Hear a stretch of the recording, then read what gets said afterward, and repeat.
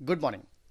हम आज बात करने वाले हैं कि आंसर को आपको केस स्टडीज को किस तरह से लिखना चाहिए सीएस एग्जामिनेशन में या सीए एग्जामिनेशंस में, खासकर से जो हमारे पास प्रैक्टिकल क्वेश्चंस आते हैं, जो हमारे पास केस स्टडीज बेस्ड क्वेश्चंस आते हैं एग्जामिनेशन में। राइट, बहुत ध्यान से।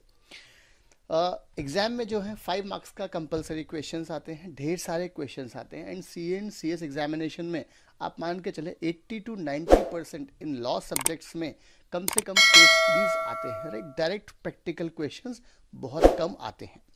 तो हम बात कर रहे हैं कि प्रैक्टिकल क्वेश्चंस को अटेम्प्ट कैसे करना चाहिए, उसका फॉर्मेट क्या होता है, जिस हिसाब से हमें एग्जामिनेशन में अच्छे मार्क्स मिल सके, तो हम उस फॉर्मेट की बात करने वाले हैं। राइट, चलें। से फॉर एग्जाम्पल हम क्या कर रहे हैं, 2-4 क्वेश्चन हम सॉल्व करके देखेंगे कि भाई ओवरऑल किस सिनेरियो में आंसर कैसे लिखना है, हमारा जो पैटर्न होगा वो किस तरीके का पैटर्न होगा, तो हमको वैसी बात करनी है। राइट, चलें। से फॉर एग्जाम्पल हमारे पास जो टॉपिक है वो टॉपिक है आपका जनरल मीटिंग वाली हम बात कर रहे हैं। राइट, अब जनरल मीटिंग में सबसे पहले हम चलें अपने से फॉर एग्जांपल हम अलग अलग सेक्शंस में अलग अलग कोई हम क्वेश्चन आपका जनरल मीटिंग का देखने वाले हैं, डिविडेंड का देखेंगे, डायरेक्टर्स का क्वेश्चन देखेंगे। तो 2-4 तरीके के क्वेश्चन हम सॉल्व करेंगे। जैसे कि हम पहला क्वेश्चन निकालें अगर अपनी चार्ट्स की बुक में से, तो सेक्शन नंबर 10 हम कोरम का सेक्शन निकाल लेते हैं, और कोरम का सेक्शन नंबर क्या है आपका 103। चलो, अब हमारे सामने कोरम का एक सवाल है। बहुत ध्यान से हम क्वेश्चन नंबर सॉल्व करते हैं, क्वेश्चन नंबर 11। राइट, अब क्वेश्चन को स्टार्ट करें उसके पहले छोटी सी कुछ बातें। किसी भी क्वेश्चन को हमको अगर एग्जाम में प्रैक्टिकल क्वेश्चंस आता है, तो जनरली जो एग्जाम में प्रैक्टिकल या जो सिचुएशन बेस्ड क्वेश्चन आते हैं, राइट, जिनको हम केस स्टडीज बोलते हैं, जिनको हम केस लॉज भी बोलते हैं। राइट, केस लॉज एक्चुअल में हम बोलते हैं, बट वो केस लॉज होता नहीं है। केस लॉ क्या होता है साहब, जब भी कोई डिस्प्यूट होगा बिटवीन 2 पार्टीज, तो वो मैटर कोर्ट के सामने रेफर होता है, फिर कोर्ट उस पर डिसीजन होता है, उस कंसेप्ट को हम बोलते हैं केस लॉज। राइट, बेसिकली यहाँ पर हम प्रैक्टिकल क्वेश्चन और केस स्टडीज की बात कर रहे हैं, जो एग्जाम में हमारे पास वो किसी भी थ्योरेटिकल कंसेप्ट को प्रैक्टिकल कंसेप्ट में डिजाइन कर देते हैं, हम वो बात करने वाले हैं। शुरू करें। याद रखना, सबसे पहले हम किसी भी क्वेश्चन को अगर हम अटेम्प्ट करते हैं, जनरली क्वेश्चंस आते हैं 5 मार्क्स के।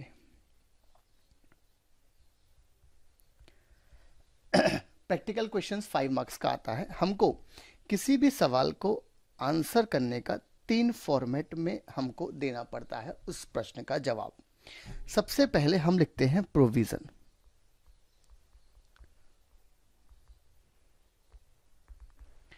सबसे पहले उस क्वेश्चन में हम क्या लिखते हैं, प्रोविजन। फिर लिखते हैं हम फैक्ट्स ऑफ द केस,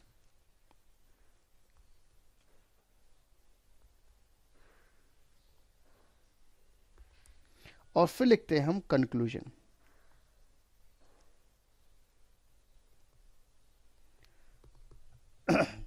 सबसे पहले हम मेंशन करते हैं प्रोविजन, फिर हम लिखते हैं फैक्ट्स ऑफ द केस, और फिर हम क्या लिखने वाले हैं, प्रोविजन। Right, sorry, conclusion. अब बहुत ध्यान से समझने वाली बात है, याद रखना हमेशा प्रोविजन में सिर्फ वही कंटेंट आएगा, राइट, जो आपके लॉ में लिखा है।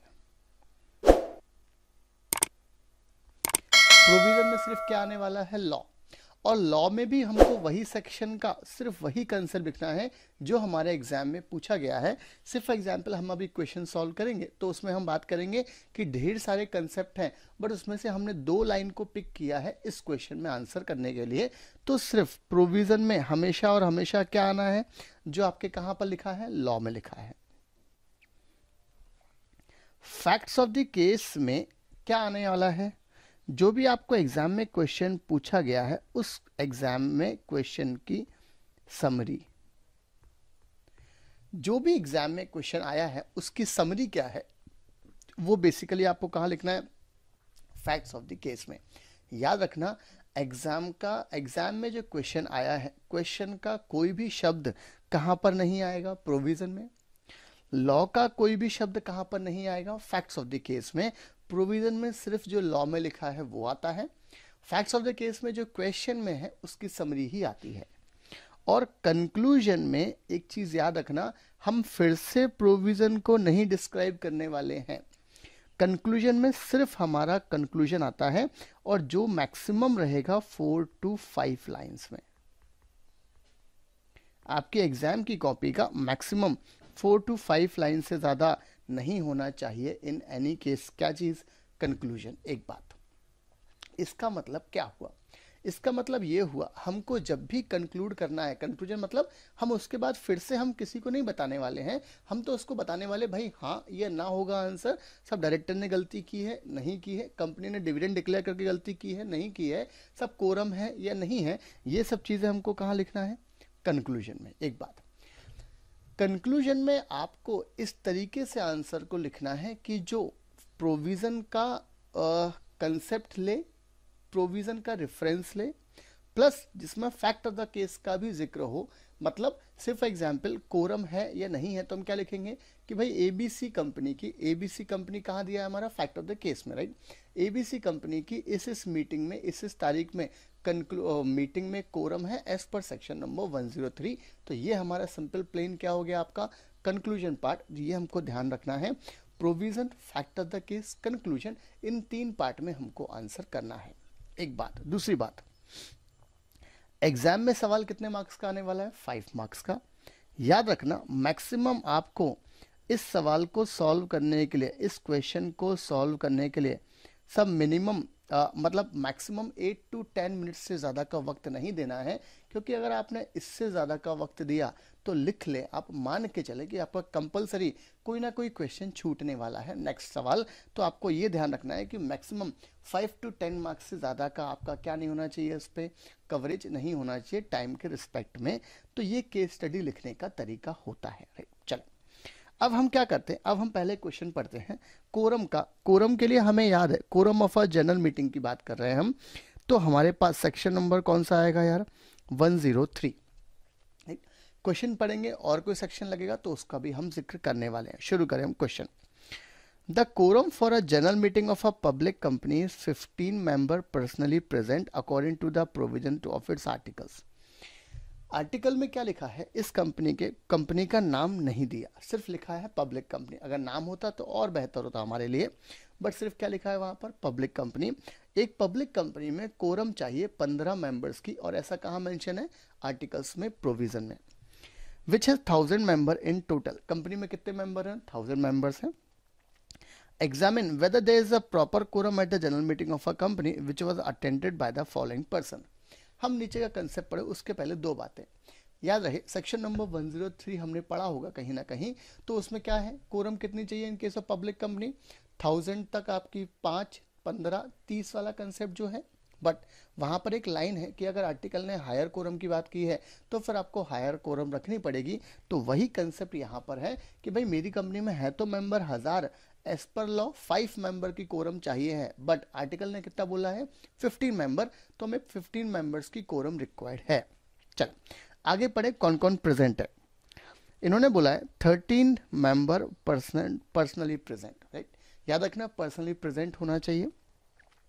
2 मेंबर्स रिप्रेजेंटेड बाय प्रॉक्सी। अब यहाँ पर जिक्र आ गया वर्ड प्रॉक्सी का, और जैसे ही वर्ड प्रॉक्सी का रेफरेंस आया तो सेक्शन नंबर 105 दिमाग में आया कि भाई प्रॉक्सी। अब प्रॉक्सी के रिस्पेक्ट में कोरम के रेफरेंस में कौन सी लाइन है कि भाई प्रॉक्सी को कोरम में शामिल नहीं करें। सिंपल कंसेप्ट याद रखना। सेक्शन नंबर 105 बेहद बड़ा सेक्शन है, बहुत लंबा सेक्शन है भाई। हमको वो पूरा का पूरा जिक्र नहीं करना इस सवाल में, हमको सिर्फ एक लाइन लिखना है कि भाई प्रॉक्सी को हम कोरम में काउंट नहीं करते। और ये कहाँ लिखा है? सेक्शन नंबर 103 में नहीं है, सेक्शन नंबर 105 में है।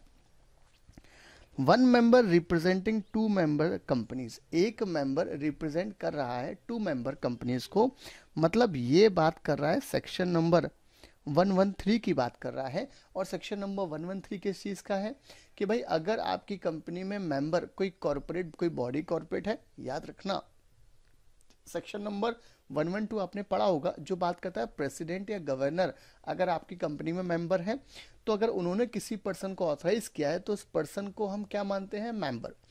सेम कंसेप्ट सेक्शन नंबर 113 है कि अगर रिलायंस कंपनी की जनरल मीटिंग हो रही है और रिलायंस कंपनी के शेयर टाटा कम्युनिकेशन के पास है, तो टाटा कम्युनिकेशन खुद तो आने वाला है नहीं जनरल मीटिंग में, क्योंकि वो तो आर्टिफिशियल पर्सन है। तो 113 में टाटा कम्युनिकेशन ने मिस्टर ए को ऑथराइज किया है, तो मिस्टर ए को हम क्या मानेंगे, मेंबर पर्सनली प्रेजेंट, ना कि प्रॉक्सी। ये कहाँ लिखा है, सेक्शन नंबर 113 में। तो इस कंसेप्ट के लिए सेक्शन नंबर 113 लगने वाला है। चले, तो ये तो हमारे पास सवाल हो गया। अब हम इस सवाल का जवाब देखें, इस सवाल का हमको आंसर कैसे लिखना है। सबसे पहले आपको क्या लिखना है, प्रोविजन में लॉ। चले हम इसको रब करें यहां पर।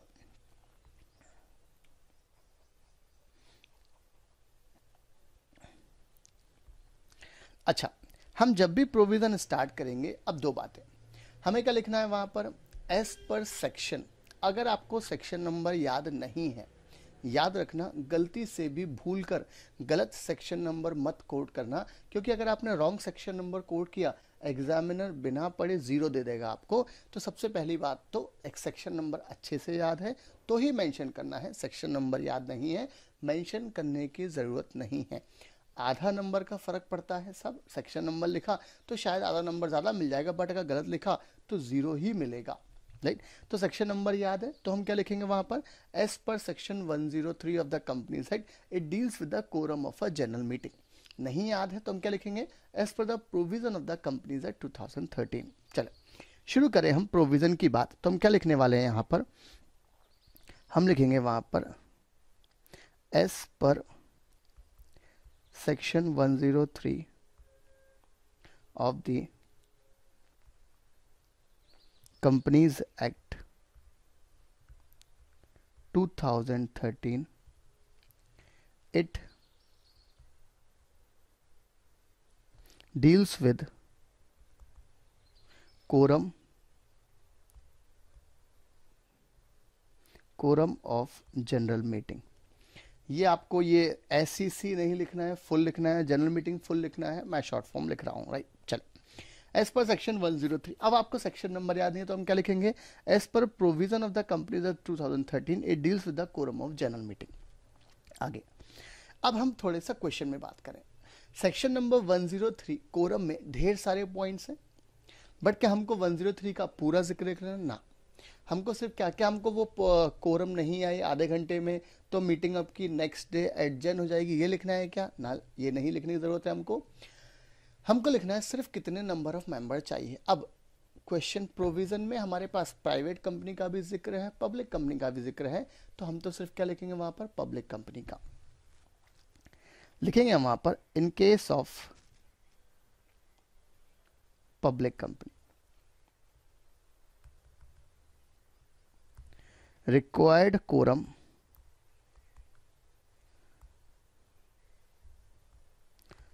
is below।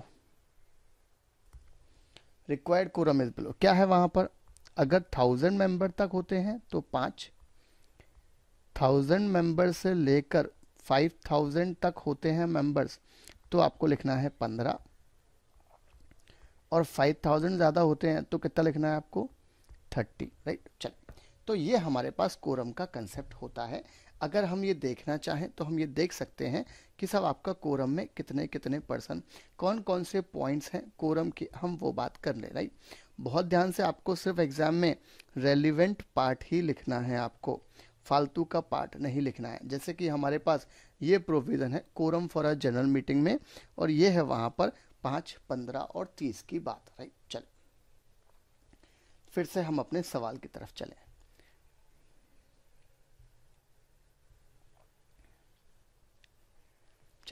तो हमने यहाँ पर ये कंसेप्ट लिख दिया। अब हमको पता है कि भाई क्वेश्चन में और क्या पूछा गया था, इसमें रेफरेंस आया था 105 का, इसमें रेफरेंस आया था 113 का, तो आगे हम लिखे वहाँ पर, ये तो हो गया हमारा एक सेक्शन। अच्छा, ये प्रोविज़न के अंदर ही सब कुछ चल रहा है। आगे फिर हम क्या लिखेंगे, सेक्शन 105। अब ये सेक्शन नंबर 105 किस चीज का है, प्रॉक्सी का है, तो हम क्या लिखेंगे, proxy will not be counted for the purpose of quorum, right. Proxy को काउंट नहीं करना है कोरम के पर्सपेक्टिव में, वो हमने बात करी है।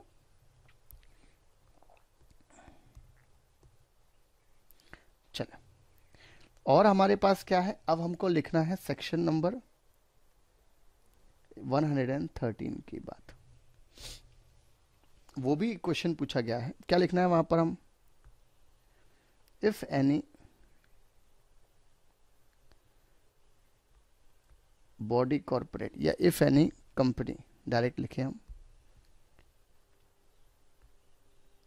If any company is a member of another company, then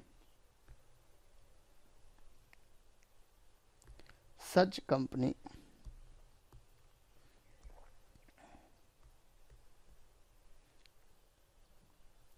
can authorize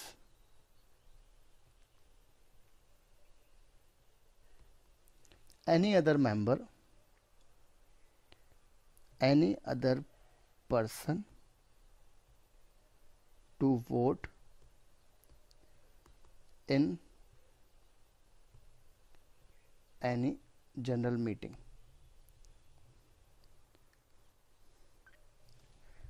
And such person will be treated as member.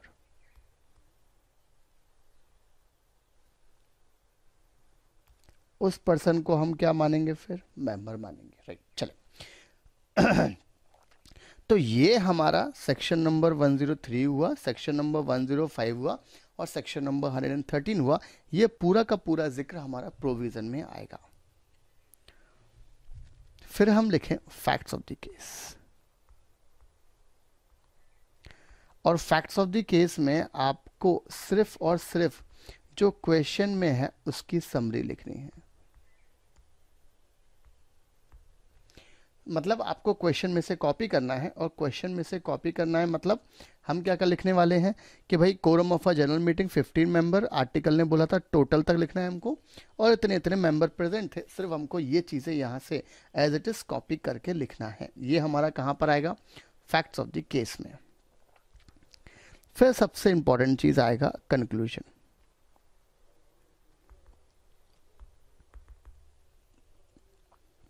Conclusion में हमें क्या लिखना है यहाँ पर, बहुत ध्यान से। क्या हम फिर से प्रोविजन को लिखने वाले हैं? बिल्कुल नहीं। हम लिखेंगे वहां पर in view of above provision we conclude that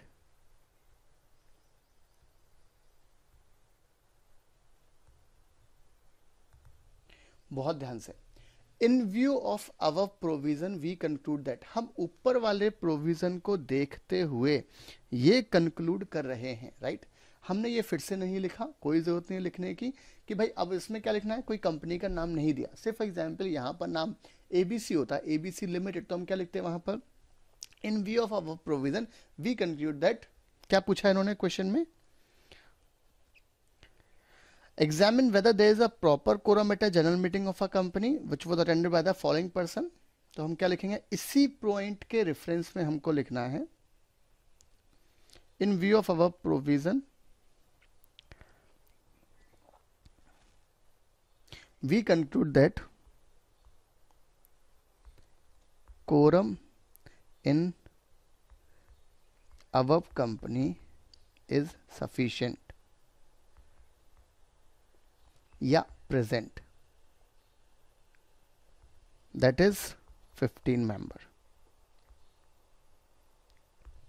अब ये हो गया आपका कंक्लूजन का पार्ट, राइट। अब बड़ी एक चीज और आपको लिखना, आपको यहां पर बनाना पड़ेगा एक working note.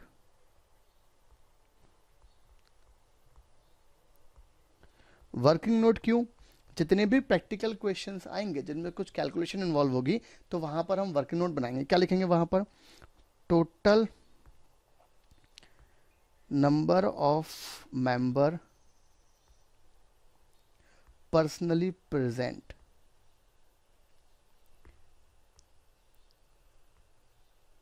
is equals to 13, right? One member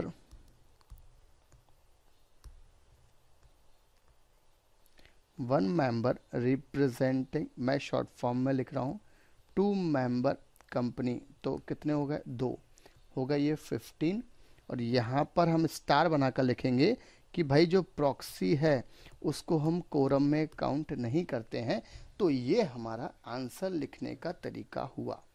अगर आप थोड़ा ध्यान से देखें तो अगर मैं इस कंसेप्ट को, ये जो मैंने मेंशन किया है, एग्ज़ाम में लिखने जाऊंगा तो मैक्सिमम मेरी एग्ज़ाम की कॉपी का 75% टू 80% ही पेज भरेगा। आप 1.5 पेज 2 पेज के चक्कर में ना पड़ें, सब टाइम वेस्ट होने वाला है। इस क्वेश्चन में, इस कंसेप्ट में ऐसा कोई भी पॉइंट नहीं है जो हमने ज़्यादा लिखा हो, ऐसा कोई भी पॉइंट नहीं है जो हमने कम लिखा हो। एग्जाम में जो पूछा गया उसका हमने पर्याप्त जवाब दिया। और ये ओवरऑल लिखने में सब आपको 8 से 10 मिनट से ज़्यादा का वक्त नहीं लगेगा। और एग्जाम की कॉपी का आपका जो पेज है वो 75 टू 80% ही फुल होगा, राइट? बच्चे पूछते हैं सर कितना बड़ा आंसर लिखें, उसकी लेंथ क्या होना चाहिए? तो भाई लेंथ यही होना चाहिए, ये परफेक्ट आंसर है। 75 टू 80% आपका भर जाए पेपर, बहुत है, राइट? ये तो हुआ हमारा। तो ये वाली चीज़ अगर आप ध्यान से देखें तो 4 to 5 लाइन्स में मेरा कंक्लूजन कंप्लीट हुआ। इसमें मैंने सिर्फ क्वेश्चन की समरी है और इसमें सिर्फ मैंने ऐसी कोई भी चीज़ नहीं लिखी है जो लॉ में नहीं है, सिर्फ वही चीज़ आएगी प्रोविज़न में जो लॉ में लिखा है, राइट? चले, ये तो हुआ हमारा एक क्वेश्चन सेक्शन नंबर 103 कोरम का। चले, एक सवाल हम डिविडेंड का भी देख लेते हैं कि सब सवाल कैसे कैसे आते हैं और किस तरीके से आंसर करना चाहिए। चलें, डिविडेंड में से कौन सा सवाल देखा जाए?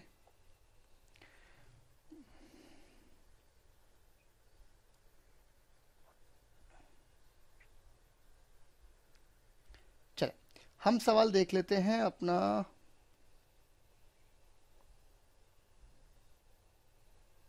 ओके, क्वेश्चन नंबर 4 देख लेते हैं, राइट? चलें, पढ़े हम। क्वेश्चन नंबर 4 क्या बोल रहा है? The annual general meeting of ABC limited declared a dividend at the rate of 30% payable on paid up equity share capital of the company as recommended by the board on 30th April 2013 को।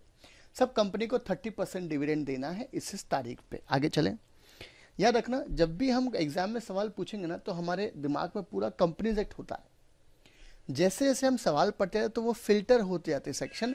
जैसे जैसे उसमें word dividend आया तो हम कहाँ पहुँच गए? फिर डिविडेंड के कंसेप्ट पे पहुँच गए। But the company was unable to post the dividend warrant to mister Ranjan. Company ने डिविडेंड वारंट पोस्ट नहीं किया।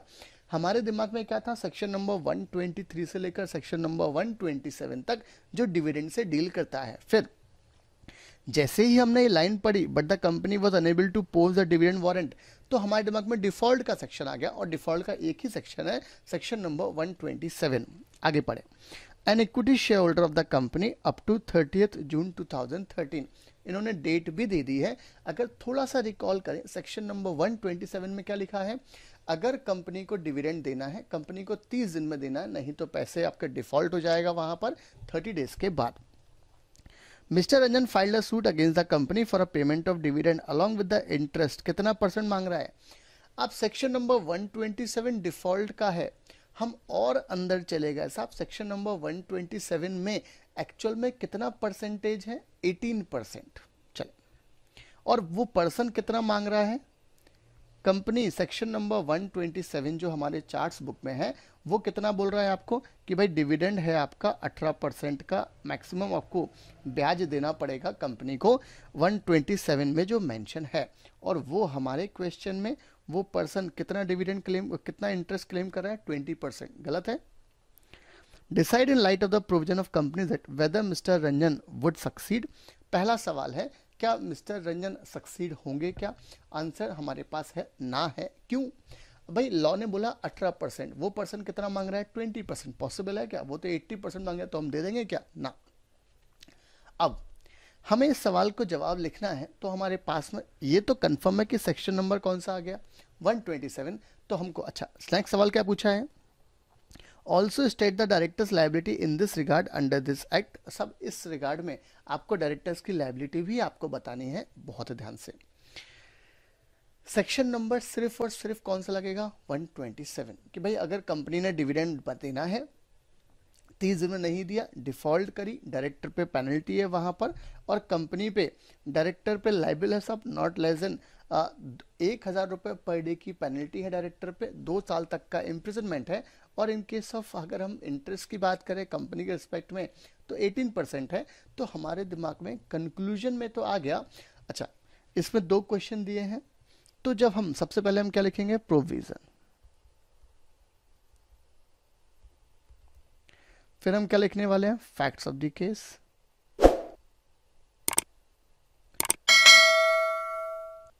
और फिर हम क्या लिखने वाले हैं, कंक्लूजन। तो प्रोविजन में क्या आएगा, as per section 127 of the companies act 2013 the dividend shall be paid within 30 days from the date of its declaration. In case of default, company is liable to pay interest at the rate of 18%, simple interest। Exam में compound interest पूछा है, याद रखना simple interest है law में। और director is liable for imprisonment up to 2 years, और fine कितना है आपके 1,000 रुपये पर डे का। तो ये हमारा कंसेप्ट सिर्फ और सिर्फ कहाँ पर आएगा, प्रोविजन में, right. Facts of the case में कि भाई रंजन है, डिविडेंड नहीं दिया रंजन को, रंजन 18% मांग रहा है, ये कहाँ आएगा, फैक्ट ऑफ द केस में। और कंक्लूजन में क्या आएगा, in view of our provision we conclude that. अब हमारे पास 2 तरह के इसमें पूछे हैं, तो हम आंसर भी किस तरह लिखेंगे, 2। Ranjan will not succeed, maximum he can claim interest at the rate of 18%। बस क्या लिखना है हमको, Ranjan will not succeed, maximum interest he can claim from the company that is 18% per annum. Second क्या पूछा है, state the directors liability, director is liable for imprisonment of 2 years and fine up to 1,000 rupees per day. बस ध्यान से देखें, फिर से 2 to 3 lines में हमारा कंक्लूजन कंप्लीट हो गया। प्रोविजन में आपकी मैक्सिमम 4 to 5 लाइन आएंगी, सब प्रोविजन में आपकी फैक्ट ऑफ द केस में मैक्सिमम 3 लाइनें आएंगी। ये पूरा करके आपका मैक्सिमम पेज एग्जाम का 70 to 80% ही भरेगा। याद रखना, छोटा आंसर बड़ा आंसर लॉ में नहीं होता, लॉजिकल आंसर जो लॉ में लिखा है वो देना है आपको, फालतू की हमको कथा प्रवचन नहीं देना है वहां पर, राइट। सिर्फ ये और ये प्रोविजन आप लिख दे वहां पर, आपको फुल मार्क्स मिलने वाले हैं। फिर से सेक्शन नंबर याद है तो ही मेंशन करना है, सेक्शन नंबर याद नहीं है हमको मेंशन करने की जरूरत नहीं है, राइट। बहुत ध्यान से, ये हमारा डायरेक्टर का एक क्वेश्चन था, क्वेश्चन नंबर 4, सॉरी डिविडेंड का एक क्वेश्चन था, क्वेश्चन नंबर 4। अब हम डायरेक्टर का सवाल करें कुछ।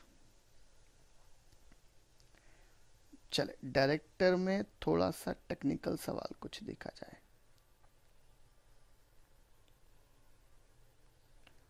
ओके, क्वेश्चन नंबर 17 है हमारे पास डायरेक्टर में, और ये बात कर रहा है कैजुअल वैकेंसी। जैसे ही मैंने वर्ड बोला कैजुअल वैकेंसी, आपके दिमाग में 100% एक आया होगा कंसेप्ट, सेक्शन नंबर 161 सबसेक्शन 4 की बात, और ये बात कर रहा है कैजुअल वैकेंसी की, राइट। चले ध्यान से, कंसेप्ट क्या है, कंसेप्ट क्या बोलता है कैजुअल वैकेंसी में, सेक्शन नंबर है 161 सब सेक्शन 4। अगर डायरेक्टर जनरल मीटिंग में अपॉइंट हुआ था, कौन, डायरेक्टर, और उस पर्सन की अगर डेथ हो जाती है टर्म कंप्लीट करने के पहले, तो क्या अराइज हुई हमारी कैजुअल वैकेंसी। उस कैजुअल वैकेंसी को फिल करता है बोर्ड। फॉर एग्जाम्पल यहाँ ए का अपॉइंटमेंट हुआ, अब ए की भी डेथ हो गई, तो फिर से क्या हो गई यहाँ पर कैजुअल वैकेंसी। तो क्या जनरल मीटिंग में फिल हो पाएगी क्या, ना, लॉ में ये लिखा है कि भाई फिर बाद में कैजुअल वैकेंसी को, अगर पुरानी वाली कैजुअल, बोर्ड को अधिकार कब है फिल करने का, अगर पुरानी वाली वैकेंसी जनरल मीटिंग में हुई थी तो, मतलब पुराना वाला अपॉइंटमेंट अगर जनरल मीटिंग में हुआ था तो ही बोर्ड ऑफ डायरेक्टर्स को है इस वाली जनरल मीटिंग और इस वाली बोर्ड मीटिंग में आप अपॉइंट कर सकते हैं। मतलब अगर बी का अपॉइंटमेंट बोर्ड ने किया है तो फिर जनरल मीटिंग में ही अपॉइंटमेंट होगा, फिर से सी का अपॉइंटमेंट बोर्ड नहीं कर सकता। ये हमारे पास एक रूल है। चले सवाल पढ़े, बहुत प्यारा सवाल है। The board of directors of XYZ limited filled up a casual vacancy caused by the death of Mr. P by appointing C on 3rd April 2014. सब बोर्ड ने क्या करा, बोर्ड ने पी की डेथ हो गई तो उन्होंने सी का अपॉइंटमेंट कर दिया। किसने? बोर्ड ने। Unfortunately mister C expired on, और कुछ दिन काम करा सब 15 डेज और वो 1.5 महीना, और वो सी की डेथ हो गई। After working days about 40 days in as a director, 40 दिन काम करा, उसका डेथ हो गई। The board now wishes to fill up the casual vacancy by appointing Mrs C in the forthcoming meeting of the board.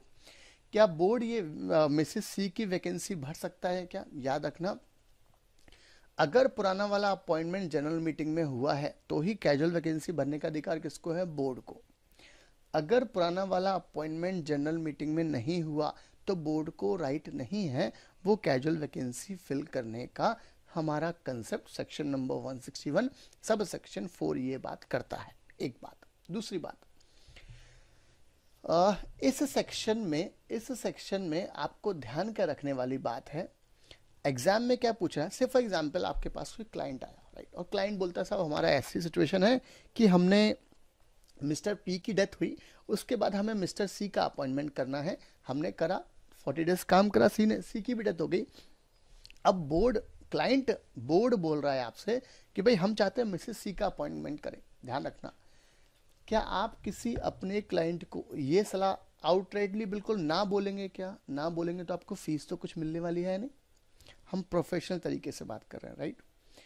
तो आपको वो बोल रहे नहीं मुझे ही अपॉइंटमेंट करना है, हम ही अपॉइंट करेंगे, तो हम क्या बोलेंगे? भाई देखो यार, सबसे पहले हम प्रोविजन में बताएंगे उनको सेक्शन नंबर 161 सबसेक्शन 4 के बारे में, राइट, कि कैजुअल वैकेंसी, और ये पूरा का पूरा कंसेप्ट हमको बताना है।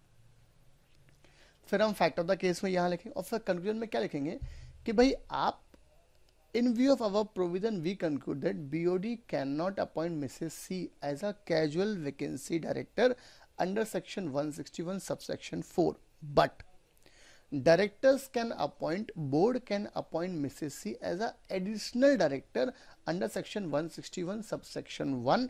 एडिशनल डायरेक्टर की तरह अपॉइंट कर सकते हैं आप कैसे अपॉइंट नहीं कर पाएंगे?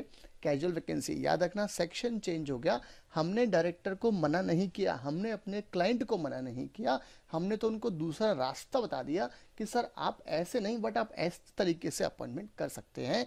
तो इस क्वेश्चन का जवाब क्या होगा? हमने को ये लिखना है कि भाई 161 सबसेक्शन 4 के हिसाब से तो साफ साफ मना है, आप नहीं कर सकते, बट फिर भी आप चाहते हैं अपॉइंटमेंट करना है तो आप कर लें, but as a additional director, ये हमको ध्यान रखना है। तो ये आपका provision, fact of the case, conclusion, आपका इस तरीके से आंसर होना है, और इस तरीके से आपका जवाब देकर 5 नंबर आपके पास में। अब कुछ सवाल आते हैं कि सर मैंने बता दिया है ऑलरेडी, मैक्सिमम आपके एग्जाम की कॉपी का 75 to 80% ही फिल होगा। 5 मार्क्स का क्वेश्चन आता है, सारे के सारे क्वेश्चन करने हैं हमको, 5 to 10 मिनट से ज़्यादा का वक्त इन्वॉल्व नहीं करना है। सवाल आता है, एक मासूम सा सवाल आता है बच्चों का कि सर ये बताएं, ये जो हम provision, fact of the case और कंक्लूजन है, ये हेडिंग हमको एक्चुअल में एग्जाम में लिखनी है? यस, बिल्कुल आपको एब्सोल्युटली एग्जाम में लिखनी है आपको ये हेडिंग। ऐसा नहीं है कि हमने मुंह में बोला प्रोविज़न और हम शुरू हो गए, फैक्ट ऑफ द केस शुरू हो गए ना, आपको लिखना पड़ेगा proper provision, fact of the case, conclusion, तो ही आपको नंबर मिलने वाले हैं। इस तरीके से आपको मेंशन करना पड़ेगा, राइट। चलो, तो ये हमारा पैटर्न था, किस तरीके से आपको एग्जाम में आंसर करना चाहिए। Relevant CA, CS, CW exams में जो ये कंसेप्ट है, ये प्रैक्टिकल क्वेश्चन लिखने का तरीका ऐसा ही होता है। इन केस ऑफ केस स्टडीज जो प्रॉब्लम आती है, प्रैक्टिकल क्वेश्चंस जो आते हैं, राइट। फिर से बोल रहा हूँ, कंक्लूजन में फिर से प्रोविजन रिपीट मत करना, करोगे टाइम वेस्ट होगा और कुछ नहीं है। क्या लिखना है आपको? Line in view of our provision we conclude that, और ये हो गया, right. Fact of the case में कभी भी क्वेश्चन लॉ का कोई कंसेप्ट नहीं आता है, सिर्फ क्वेश्चन की समरी आती है। और प्रोविजन में सेक्शन नंबर गलत नहीं लिखना है, क्योंकि अगर आपने सेक्शन नंबर गलत लिखा तो आपको 0 मिलने वाला है। पहली बात तो कभी भी प्रोविजन में आपको सिर्फ जो लॉ में लिया है वही आपको लिखना है, वो भी रेलिवेंट पॉइंट हमारे इस क्वेश्चन में जो पूछा गया एग्जामिनेशन में, सिर्फ आपको वही मेंशन करना है, राइट, और कुछ भी मेंशन करने की ज़रूरत नहीं है। चल, ये तो हमारा कंसेप्ट था। अगर आपको किसी को भी कोई भी डाउट हो इस कंसेप्ट में तो ये वेबसाइट पे विजिट करें या फिर ये इस नंबर पे कांटेक्ट करें आप, और आपकी सारी प्रॉब्लम सॉल्व हो जाएंगे, right. Thank you, all the best for exams, right.